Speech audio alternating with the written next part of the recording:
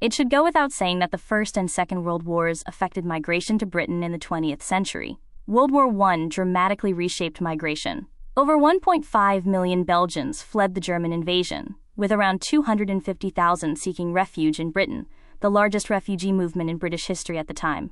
They were able to settle comfortably in Britain, even having their own community to the northeast of around 6,000 Belgians called Elizabethville.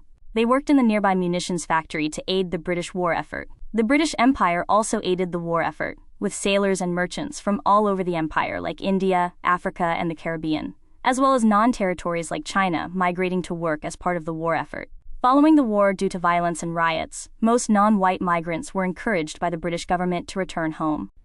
The First and Second World Wars held much suspicion over already existing and new migrants of the opposing sides of the war. Enemy aliens, as they were referred to, faced internment, firstly in the 1914 Aliens Registration Act. Poland was the first territory invaded by Germany in 1939, and as a result were some of the first casualties of migration. To escape the war, many came to Britain. Fortunately, quite a few were pilots, and so found themselves fighting for the British in the Royal Air Force. The 303rd Squadron were predominantly Polish and had a huge impact on protecting Britain. When the Second World began in 1939, there were many Italian, German, and Austrian migrants under suspicion. 600 were interned in camps like the Isle of Man, with others being closely monitored.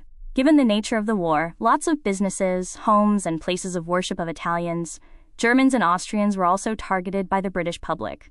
Due to their help in the war, Polish people were thanked for their efforts with the Polish Resettlement Act in 1947 that brought 200,000 Polish people to Britain.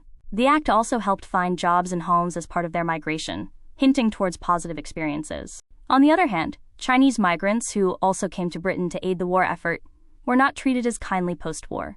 To free up space for returning soldiers and sailors, the British government forcibly deported 2,000 Chinese men back to China that had lived in Liverpool. This was often done without warning, and left families wondering what had happened to their husbands and fathers.